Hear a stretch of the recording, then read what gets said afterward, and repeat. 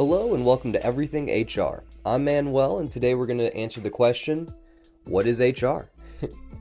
It's really hard to define HR because the definition is, in my opinion, less important than the functions that they do. In a nutshell, HR, or human resources, is the group in an organization that manages all the human aspects of the organization. Now I know human aspects sounds kind of broad.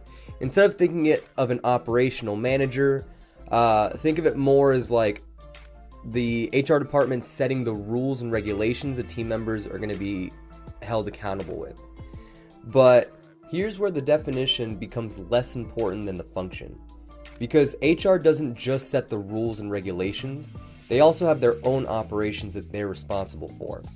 So a quick breakdown of the 7 core functions of HR.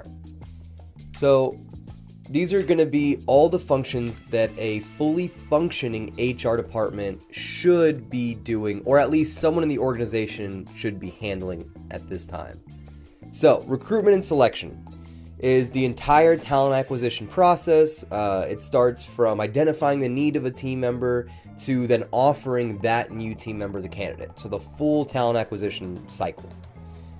Then you've got to identify the need for training, designing, developing, implementing, evaluating, like all the parts that go into the training itself, and that's going to be the training and development function of HR.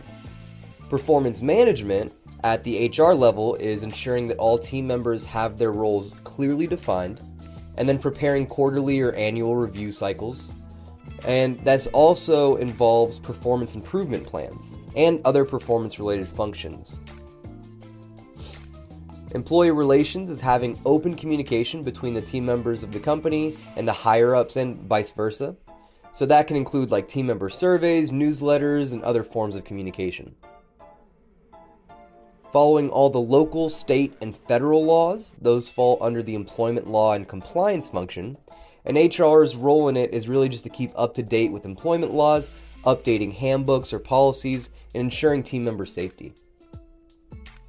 Compensation benefits, commonly they are combined, but technically benefits actually falls under compensation.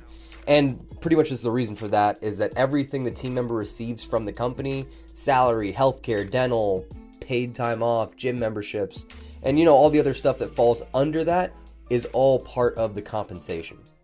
So HR is typically the ones that set up the compensation and the benefits packages. Last up, administration, payroll, and HR systems. So those are all categorized as the last function. And in all honesty, they could probably have their own functions just for how much they do. Like each one is so in-depth. But the administration does all the management of the employee files, terminations, things like that.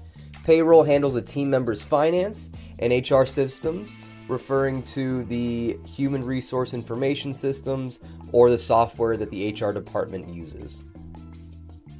So for a quick recap, the 7 core functions are recruitment and selection, training and development, performance management, employee relations, employment law and compliance, compensation and benefits, administration, payroll, and HR systems. So those are the 7 functions, and realistically they are done very uniquely within each company. So for example, payroll can be its own department and not just under HR. Or there can be an individual legal or safety team that handles compliance, and a ton of changes. I've worked for organizations in HR, and each one was not a copy. Everyone had their own system, everyone had their own unique way that HR would function, and that's kind of one of the reasons why defining HR is so weird. If you stuck with me this long, I really appreciate it. If you like the content, please click the 3 dots, rate the show, and if you're feeling a little crazy, maybe share it with someone.